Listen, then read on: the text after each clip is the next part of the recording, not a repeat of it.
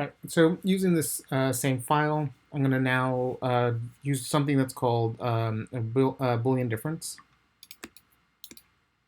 So again, starting off with these two squares, I'm going to take the first one and extrude it. Extrude curve. I'm going to extrude this 12 inches. 12, enter.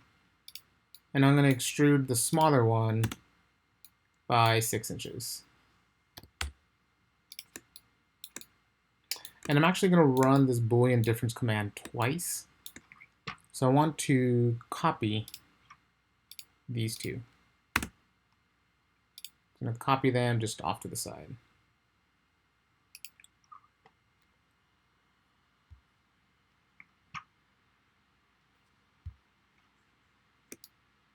All right, so now I have two sets. So now I want to use the Boolean difference command. So the first time I'm going to run it, I'm going to come over here, click on the little arrow down here. If you click and hold down, you see a new set of tools, a new set of commands. So I'm going to click on the second one, Boolean difference. And again, I'm just going to follow the command line. Select surface or polysurface to subtract from. So the first time I'm going to select the larger box, press enter to continue. And then select the surfaces to subtract with. I'm going to select the smaller one and hit enter. And I can see what the Boolean difference command does. Let me turn off these ISO curves. What the Boolean difference command does is the object you select first is the one that it keeps, and the object you select second is the one that makes a difference or extracts from the first object. So if I run the exact same command on these two, except I'm going to select the smaller one first and then the larger one, again, I can see that it's keeping the first one that I select and it's deleting the second one. All right, and I can do that again.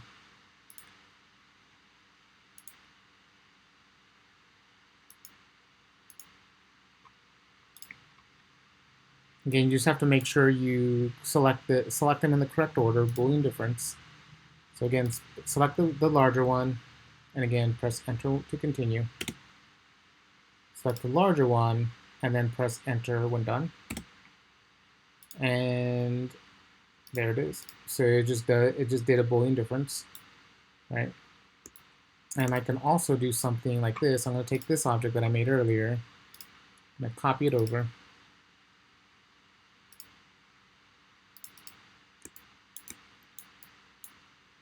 And I'm going to make a new box. Say that is 2, enter, 6, enter, 6, enter. So it's 2 by 6 by 6 inches tall. I'm going to take this and I'm going to move this from this endpoint to this endpoint. And then I'm going to move it over about 3 inches. So I'm going to, again, type in move. Hit 3, enter. And just make sure I'm going to make sure I'm snapping over here to my perpendicular. So I just moved it over 3 inches. And now I'm going to move it over. I'm going to eyeball this one a little bit. I'm going to move it, make sure I have ortho turned on. I'm going to move it so that it intersects this area right here, so I can see it on both sides. I'm going to turn ortho back off. So now the last thing I want to do is I just want to take this and just move it up about 2 or 3 inches. So let's type in move again. Select this object, press enter. But now what I want to do is over here where it says vertical equals no, I want to click on it so that it says vertical equals yes. So I'm going to click somewhere on the grid, for example.